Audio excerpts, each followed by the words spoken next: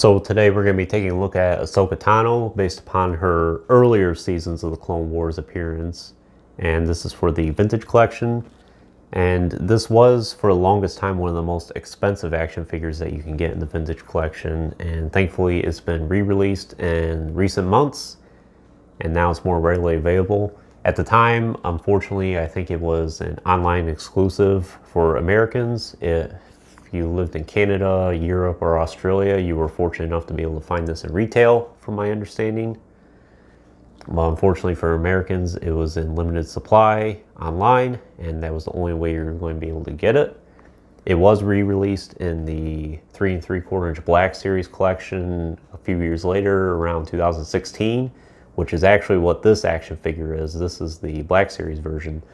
But I do have one of the recent Vintage Collection versions carded on hand right now, and I'll go over some of the details as to the difference between the three versions that we've gotten.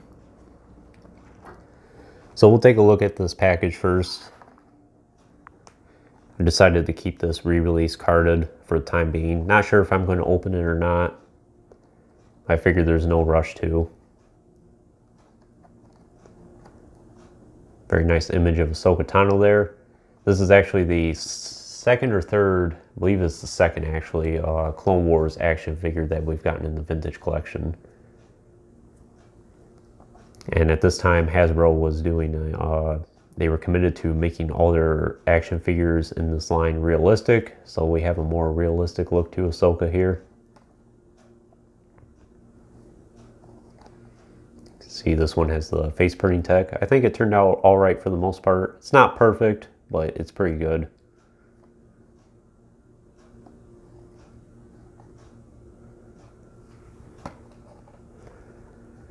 And this was VC 102. And I do have Anakin reviewed on my channel. I will get the Obi-Wan and Mace eventually. I have Fennec reviewed on the channel as well, and I'll get the Yoda, the Death Watch Mandalorian, and the 501st clone eventually as well.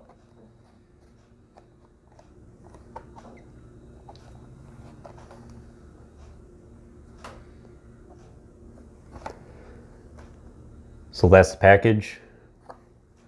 Like I said, this is the Black Series action figure that was released around 2016. I do not have that package on hand. It was in the red and black packaging that was released leading into the Force Awakens, and it was also released in a wave with the Emperor's Royal Guard, Admiral Akbar, and General Lando Calrissian at the time. And it was a much needed re-release. I do recall this was much more easy to find at retail. A lot of times I could go to Walmart when they finally were making its way around retail, and I was able to find one no problem. So some of the differences between this version and the first TVC version is mostly the paint is slightly different from my understanding. I think it's the shades are a little bit off. And the joints were not painted on the TVC release, the first release that is. They were orange joints still, just like her skin tone. Other than that, it's basically the same exact action figure.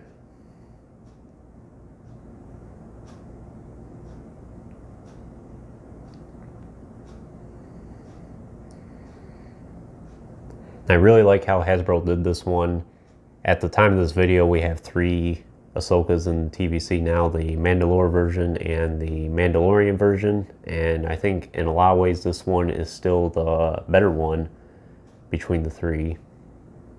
I think it's the joints are a lot more solid, it's a lot better built, it doesn't feel very fragile.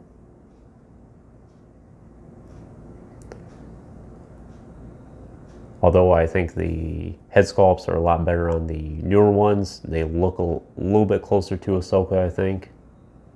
But this one still holds up really well. I've said it recently in one of the comments that to me it's more important that an action figure looks adequate but is built well versus it looks perfect but it feels fragile. And I feel like a lot of the recent TVC action figures, they while they look their best, and there's no doubt about it, at the same time they feel very fragile, like they could break easy. While a lot of the TVC 1.0 action figures, some of them, while they might be like 80% of the way there or 70% of the way there to looking perfect, they're built to last and they don't feel like they're going to break on you. And this is one of those action figures, I think.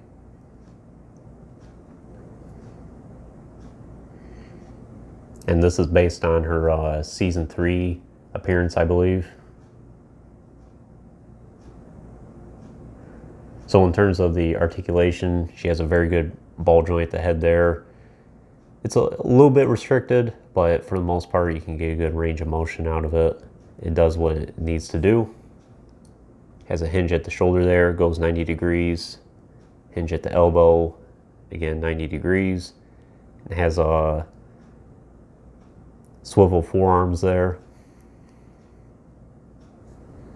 Has a swivel waist, and swivel hips, and hinged knees, and hinged ankles as well.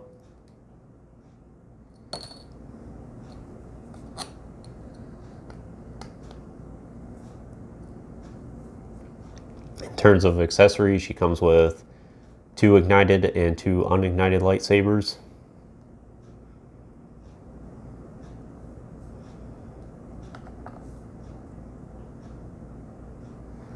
Show you what they look like there.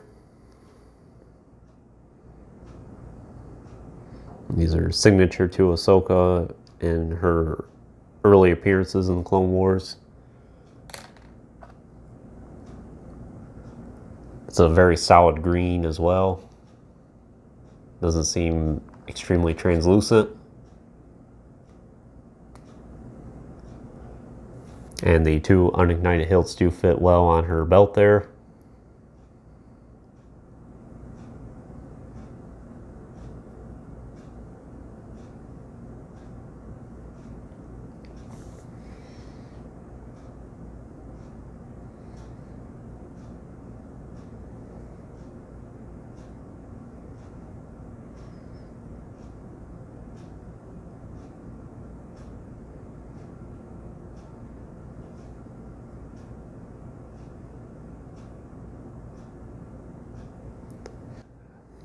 Show you what they look like side by side there. The face printing and the non-face printing. Not a huge difference, I think. You can tell her face looks a little more orange on this, the Black Series one over the re-release, I think. And I think the outfit might be slightly a lighter shade.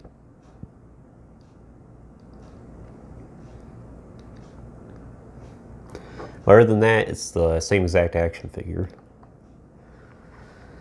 So that's really all there is to say about Ahsoka. I think it's a very good action figure, and if you've been looking for this action figure for a long time, right now is the best time to get it.